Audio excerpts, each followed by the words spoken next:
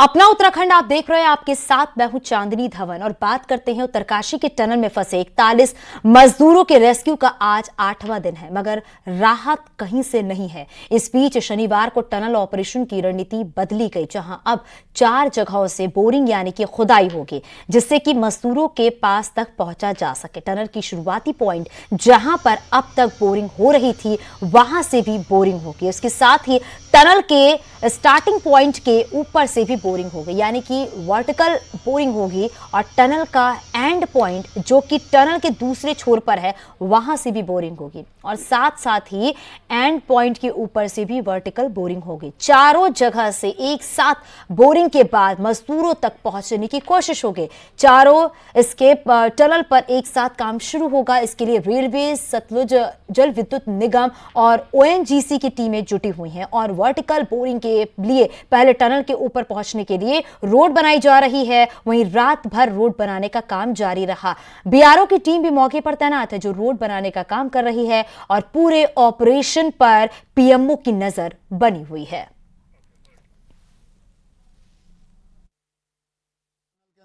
जाने की उन रेस्क्यू ऑपरेशन का जो 8वां दिन है, आप देख सकते हैं आज युद्ध स्तर पर यहाँ पे रेस्क्यू अभियान के लिए तमाम जो मजदूर हैं उनको यहाँ पे लाया गया है। बीआरओ की ये पूरी टीम है जो यहाँ पे जो मशीनें ऊपर जाएंगी उसके लिए जो रोड बन रही है, उस रोड साइड को काटने के लिए बीआरओ की ये टीम आई है। क्या नाम है आपका? लोकुश माली। कहाँ से आए हैं? उत्तरकाशी से। अच्छा, तो क्या काम आप लोग करोगे? काम करेगा सर। रोड का?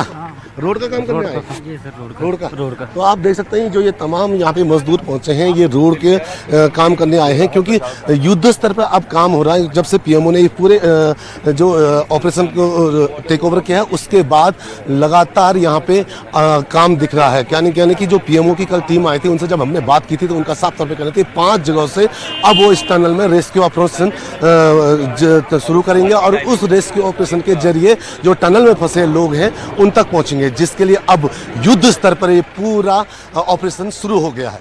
कैमरा पर्सन राकेश सावत के साथ मैं सत्येंद्र बर्तवाल, न्यूज़ 18 उत्तरकाशी। केंद्रीय सड़क परिवहन मंत्री नितिन गडकरी सिलक्यारा जाएंगे। आज दोपहर 12:45 पर गडकरी सिलक्यारा टनल पहुंचेंगे। करीब 1 घंटे राहत और बचाव काम का जायजा लेंगे, और इस दौरान सीएम पुष्कर धामी भी साथ मौजूद रहेंगे। तो करीब 1 घंटे तक केंद्रीय परिवहन सड़क मंत्री, आपको बताते चले, नितिन गडकरी जो है मौजूद रहेंगे, और जो टनल का काम किया जा रहा है, जो रेस्क्यू ऑपरेशन चलाया जा रहा है, उसका जायजा भी लेंगे।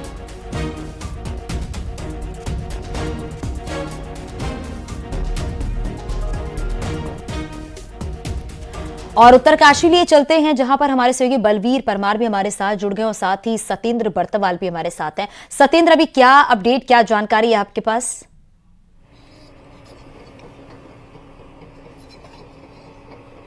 बिल्कुल चांदनी, क्योंकि जब से ये पूरा रेस्क्यू का अभियान जो काफी दिनों से चल रहा था, पिछले 8 दिन इस अभियान को हो गए, और लेकिन जब से ये पीएमओ ने टेक ओवर किया, उसके बाद थोड़ा इस अभियान में थोड़ा तेजी देखने को मिली है।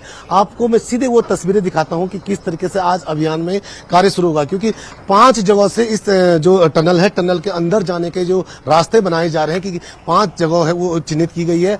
और आप देख सकते हैं कि टनल के ठीक ऊपर एक बड़ी पोकलाइन मशीन वहां पहुंच चुकी है, और वो पूरा रास्ता काट रही है, क्योंकि वहां ऊपर से भी बोरिंग होनी है, और बोरिंग के जरिए ही वहां टनल के अंदर लोगों को रेस्क्यू के लिए भेजा जाएगा, और वहीं से उनको निकाला जाएगा। तो उसके लिए भी टनल के ऊपर से पूरा रेस्क्यू अभियान शुरू हो गया है। वहां पे अभी रास्ता बनाया जा रहा है कि जो बड़ी बड़ी मशीनें आएंगी जो वहां लगेंगी, उसके लिए पूरी तैयारी अभी चल रही है। और अगर हम बात करें ठीक मशीन टनल के अंदर की, तो वहां से भी अब रेस्क्यू जो शुरू हो गया है, वहां से भी जो ड्रिलिंग शुरू हो गई है, और टनल के जो दूसरा साइड अगर हम बात करें जो बड़कोट की तरफ से जो हो रही है, वहां से भी काम शुरू हो गया, ड्रिलिंग की जा रही। करीब 400 मीटर का वो पैच है। अगर हम उत्तर बड़कोट की तरफ की बात करें तो वहां से भी ड्रिलिंग की जा रही है। और आज सबसे बड़ी बात हम आज करेंगे, तो आज यहाँ पे केंद्रीय सड़क परिवहन मंत्री नितिन गडकरी खुद यहाँ पहुंचे, उनके साथ मुख्यमंत्री पुष्कर सिंह धामी भी यहाँ मौजूद रहेंगे, और करीब 1 घंटा वो यहाँ पे जो रेस्क्यू अभियान है उस पर पूरी मॉनिटरिंग करेंगे,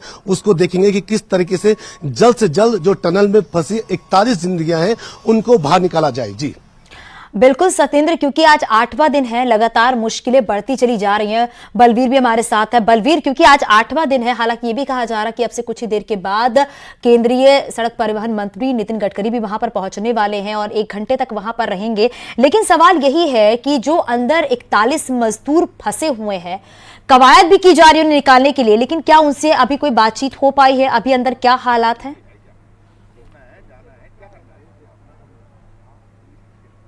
बिल्कुल, आज जो ऑपरेशन है, इस ऑपरेशन का 8वां दिन है और लगातार जो अंदर जो मजदूर फंसे हुए हैं, पिछले 172 घंटे से फंसे हुए हैं और उनसे बात करने की भी कोशिश लगातार की जा रही है। अभी एक डॉक्टर की टीम उनसे बात करने जा रही है और जो हमारी डॉक्टरों से जो बात हुई है, उनका कहना है कि कल थोड़ा बहुत दिक्कत उन्हें आई जिसके बाद उन्हें ट्रीटमेंट दिया गया। जो पाइप है जिसके जरिए ऑक्सीजन और जो खाना है, खासकर चने, बादाम, मूंगफली और दवाएं उसी पाइप के जरिए भेजी जा रही है।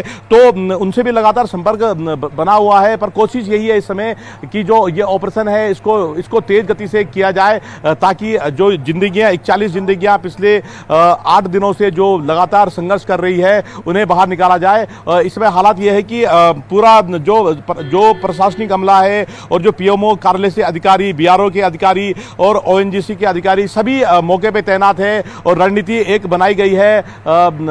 5 प्लान तैयार किए गए हैं। 3 ये जो चोटी दिख रही है, 3 जगह से ड्रिल किया जा रहा है, सिलक्यारा से भी ड्रिल किया जा रहा है और अंदर जो ये सुरंग है इसके अंदर से पाइप बिछाया जा रहा है। और पाइप इसलिए बिछाया जा रहा है कि जो खाने की जो सामग्री है वो वहां तक पहुंचाई जाए। थोड़ा बड़ा पाइप बिछाने की बात की जा रही है। तो लगातार जो ऑपरेशन है जारी है और आज जो सूबे के सीएम और केंद्रीय मंत्री नितिन गडकरी भी यहां पे पहुंचेंगे, अधिकारियों से फीडबैक लेंगे और फिर एक प्रेस वार्ता करेंगे। पर इस बीच में जो घंटे हैं वो लगातार बढ़ते जा रहे हैं। 172 घंटे इस समय हो चुके हैं और 172 घंटे बहुत ज्यादा होते हैं और जिस तरह से बताया जा रहा है कि अगले कुछ दिन यह ऑपरेशन चलता रहेगा तो जो अंदर फंसे हुए जो मजदूर है उनके सामने कई प्रकार की परेशानियां आएगी। हालांकि डॉक्टर की एक टीम यहां पे बनाई गई है जो लगातार जो अंदर मजदूर है पाइप के जरिए बात कर रहे हैं। कोई समस्या उनको अगर आ रही है तो उनके लिए जो जरूरी दवाएं हैं वो भेजी जा रही है।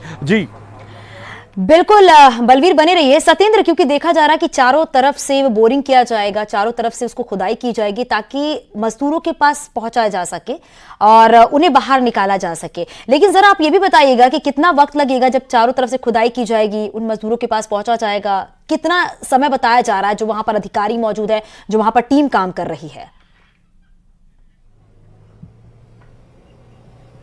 चांदनी में आपको बता दूं, ये 4 नहीं, ये 5 जगह से टनल के अंदर घुसने की जो प्रक्रिया शुरू हो रही है वो 5 जगह है। अगर मैं आपको सिर्फ तस्वीरों से उस चीज को समझाता हूं कि जो टनल अभी सामने दिख रही है वो टनल के अंदर से जो पहला जो हमारा जो इनका ए प्लान था वो फेल हो गया था। उसके बाद जो बी प्लान था वो टनल के अंदर जो बोरिंग मशीन ले गई थी और उस मशीन के जरिए जो पाइप अंदर डाला जा रहा था वो प्लान अब एक बार फिर शुरू कर रहे हैं। और एक तो पहला प्लान वो है, दूसरा प्लान ठीक टनल के ऊपर एक वर्टिकल ड्रिलिंग की जा रही है जिसके लिए मशीनें अभी नहीं पहुंची हैं।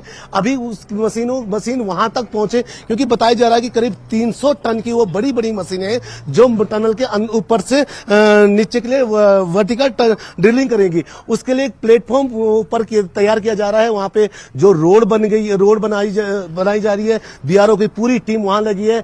जेसीबी पोकलेन मशीन ऊपर पहुंच चुकी है और जैसे ये रोड बनेगी उसके बाद मशीनें जब आएंगी तो उसके बाद वो मशीनों को इसी रोड के जरिए टनल के करीब टनल से के ऊपर लेके जाएगा और वहां से ही बोरिंग की जाएगी। और तीसरा प्लान मैं आपको बता दूं, टनल का दूसरा छोर, यानी कि हमने अपने दर्शकों को कल बताया भी था, जब टनल के दूसरे छोर पर जो बड़कोट से शुरू होता है और बड़कोट से जब टनल के अंदर अब करीब 1700 मीटर की वो टनल बन चुकी है और 400 मीटर का वो पैच है जिस पैच के दूसरी तरफ ये लोग जो 41 लोग हैं वो फंसे हैं। तो वो जो 400 मीटर का पैच है वहां से भी बोरिंग मशीनों के जरिए बोरिंग करके वहां से भी एक प्लान तैयार किया गया है। और 2 और मैं आपको बताता हूं कि एक टनल के जो राइट और लेफ्ट जो आप 2 एरिया देख रहे हैं तो टनल के दोनों क्षेत्र हैं, वहां से भी बोरिंग करके मशीनों के द्वारा बोरिंग कर अंदर जो टनल के अंदर बोरिंग की जाएगी। और उसके बाद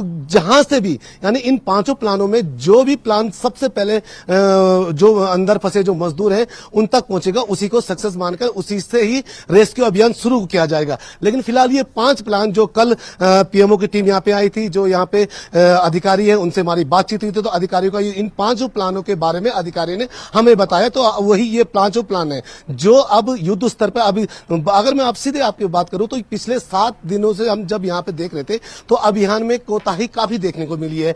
जो यहाँ पे जो कंपनी के प्रोजेक्ट मैनेजर या कंपनी के यहाँ पे जो लोग हैं उन्होंने हर समय गुमराह किया है, लेकिन जब पीएमओ ने पूरा ऑपरेशन अपने टेक ओवर किया। बिल्कुल बिल्कुल सत्येंद्र, आपके पास वापस लौटेंगे और बलवीर भी लगातार हमारे साथ बने हुए हैं। बलवीर, क्योंकि लगातार ये देखा जा रहा है कि रेस्क्यू का काम तो किया ही जा रहा है, युद्ध स्तर पर काम हो रहा है, लेकिन जो 41 जिंदगियां अंदर फंसी हुई हैं उनके परिजन भी बाहर हैं, क्योंकि वो अपने का निकलने का इंतजार कर रहे हैं कि कब उनका जो अंदर फंसा हुआ है वो बाहर निकल कर आ जाए। उनसे कोई बातचीत हो पाई है क्या आपकी, बलवीर? बिल्कुल, उनसे भी लगातार हमने बात की है और वो भी काफ़ी चिंतित है। जिस तरह से घंटे बढ़ते जा रहे हैं लगातार, तो उनके जो चेहरे पे शिकस्त भी देखी जा रही है और लगातार वो भी मांग कर रहे हैं कि जो युद्ध स्तर से काम हो। अब जाके देखा जा रहा है कि सुबह से लगातार युद्ध स्तर से काम हो रहा है। जो जेसीबी मशीन है वो रास्ता बनाने में लगी हुई है और इसके अलावा जो मजदूर है बिल्कुल बलवीर, क्योंकि जो अंदर फंसे हुए हैं उनके लिए एक एक पल भारी है और उनके एक एक पल बहुत ही महत्वपूर्ण है। आप नजर बनाए रखिएगा सत्येंद्र, आप भी नजर बनाए रखिएगा। बहुत शुक्रिया इस पूरी जानकारी के लिए। और अब बात कर लेते हैं भगवान बद्री विशाल के कपाट शनिवार को बंद कर दिए गए। बद्रीनाथ के कपाट शीतकाल के लिए बंद कर दिए गए। ठीक 3:33 पर भगवान बद्री विशाल के कपाट बंद हुए। पूरे विधि विधान से बद्रीनाथ धाम के कपाट बंद किए गए। अब अगले 6 महीने भगवान बद्रीनाथ के कपाट बंद रहेंगे। आखिरी दिन सबसे पहले माता लक्ष्मी को गर्भगृह में विराजमान किया जाएगा और आज उद्धव और कुबेर पांडुकेश्वर में विराजमान हो जाएंगे। वहीं गरुड़ भगवान जोशीमठ आएंगे और सभी देवताओं के विराजमान होने के बाद जोशीमठ में शीतकालीन पूजा अर्चना होगी।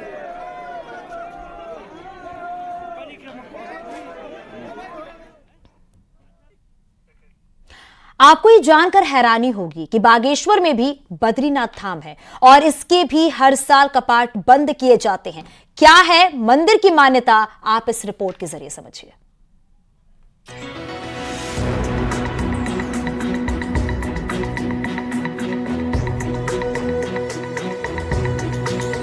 बागेश्वर की कांडा में भी बद्रीनाथ धाम का एक काफी पौराणिक मंदिर है। मंदिर में भगवान विष्णु की काफी पुरानी प्रतिमा है, काफी पुरानी मूर्तियां हैं। स्थानीय लोगों के मुताबिक मंदिर की सही देखरेख और रखरखाव के अभाव में यहां से कई ग्रेनाइट की मूर्तियां चोरी हो गयी, लेकिन अब भी यहां पर भगवान विष्णु की कई आकर्षक मूर्तियां मौजूद हैं। मंदिर में जो है बुनियाद बनने के लिए खुदाई शुरू करी, नया मंदिर बनाने के लिए। तो इसमें हमको पुरानी मूर्तियां मिली जो कई टूटी हुई थी, कई साबुत भी निकली और इसमें चक्र भी निकले और इसमें जो है पूरे पिलरों में लोहे के अंकुश भी लगे हुए थे। तो हमको ऐसा लगता है कि ये मंदिर हमारा काफी प्राचीन रहा होगा। बागेश्वर के इस बद्रीनाथ धाम की मूर्तियां अपनी पौराणिकता की गवाह है। साथ ही कई किलोमीटर में फैला एक गांव भी है जिसका नाम नारायण गुट है। इस मंदिर में भी हर साल अखंड रामायण और विशाल भंडारे के बाद कपाट शीतकाल के लिए बंद कर दिए जाते हैं। कहा जाता है जो बुजुर्ग और बेसहारा लोग चमोली की बद्रीनाथ मंदिर का सफर तय नहीं कर सकते हैं, वो कांडा के इस बद्रीनाथ मंदिर में भगवान विष्णु के दर्शन करते हैं। ये स्थापना तब हुई जब बद्रीनाथ धाम की स्थापना हुई थी। उसके साथ साथ यहाँ पर बद्रीनाथ और केदारनाथ की भी स्थापना की गई और वही फल, जो फल बद्रीनाथ में जाके भक्तों को मिलता है, वही फल यहाँ पर भी प्राप्त होता है। पहले ज़माने में यहाँ जो है काफ़ी पूजा अर्चना यहाँ होती होंगी। बीच में जो है यहाँ ये मंदिर भूस्खलन के कारण दब जाने के कारण लगभग इसकी मूर्ति सब बंद हो गई थी। लगभग 20 साल पहले मंदिर की पुनः स्थापना यहाँ पर की गई। पहाड़ में आज भी कई ऐसे स्थान हैं जिन पर ना प्रशासन की नजर पड़ी है और ना ही लोगों की। ऐसे में जरूरत है ऐसी जगहों को सामने लाने की, जिससे कई सुलझे अनसुलझे रहस्य तो खुलेंगे ही, साथ ही पर्यटन के नए क्षेत्र भी दुनिया के सामने आएंगे। न्यूज़ 18 के लिए बागेश्वर से सुष्मिता थापा की रिपोर्ट।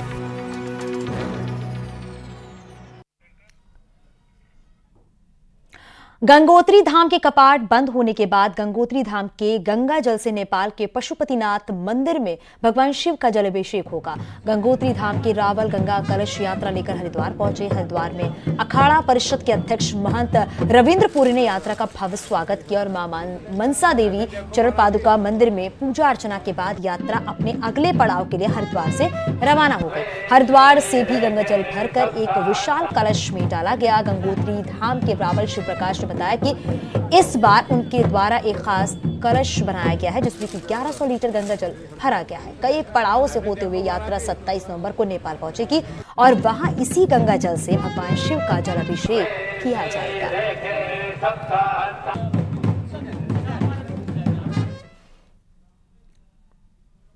बीजेपी ने अपने SC/ST सम्मेलन का समय बदल दिया है और अब ये सम्मेलन दिसंबर में होंगे। राज्य के 18 लाख से ज्यादा लोगों के लिए इसे बीजेपी का नया दाव माना जा रहा है। हालांकि सम्मेलन में लोगों को लाना और बड़ा लिटमस टेस्ट होने जा रहा है। ये रिपोर्ट देखिए।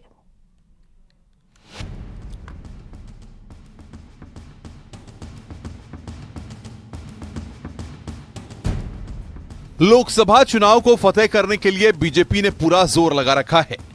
पांचों लोकसभा सीट में बीजेपी ने 70% वोट शेयर का टारगेट लिया है, जिसके लिए बीजेपी कोई कोर कसर नहीं छोड़ना चाहती। अब बीजेपी मंडल स्तर पर अपने SC/ST सम्मेलन करने जा रही है, जिसमें SC/ST वर्ग को लाना बीजेपी नेताओं के लिए बड़ा चैलेंज होगा। इस प्रकार के सम्मेलनों के माध्यम से मुझे लगता है कि वो और अधिक जो है भारतीय जनता पार्टी से भी, सरकार से भी जुड़ने का काम सिद्ध होगा और उनको ये अवगत भी कराया जाएगा कि किस प्रकार से सरकार प्रतिबद्धता के साथ में आपके कल्याण के लिए काम कर रही है। और निश्चित रूप से जो उससे लाभार्थी होंगे वो तो जुड़ेंगे, साथ ही जो अन्य लोग हैं उन तक भी और जानकारियां पहुंचेंगी। मुझे लगता है कि ये बहुत ही सराहनीय प्रयास है। वहीं कांग्रेस के नेताओं का मानना है कि SC/ST सम्मेलन में भीड़ जुटाना कोई बड़ी बात नहीं, लेकिन भीड़ वोटों में तब्दील नहीं होने वाली। बीजेपी नेताओं ने SC/ST वर्ग को सिर्फ वोट के तौर पर ही देखा और इस्तेमाल किया है। आज इलेक्शन है तो ये चाहते हैं कि सम्मेलन करके उन लुभाने वाले वादे करें और इलेक्शन जीत के फिर भूल जाए। तो हम लोग इसका विरोध करेंगे और हम घर घर जाकर लोगों को बताएंगे कि भारतीय जनता पार्टी ने क्या वादा किया था और किस वादे पे खरी नहीं उतरी है, और जितनी भी योजनाएं थी इन्होंने ऐसा नियमावली कर दी है जिसको लोगों को पूरा करना बड़ा मुश्किल हो जाता है। अब इन सम्मेलनों का कितना फायदा बीजेपी को मिलेगा ये तो कहा नहीं जा सकता, लेकिन इतना जरूर है कि बीजेपी के नेताओं की धड़कनें भी इन सम्मेलनों को लेकर बढ़ी हुई हैं। कैसे SC/ST वर्ग को इन सम्मेलनों से जोड़ा जाए। न्यूज़ 18 के लिए देहरादून से भारती सकलानी उनियाल की रिपोर्ट।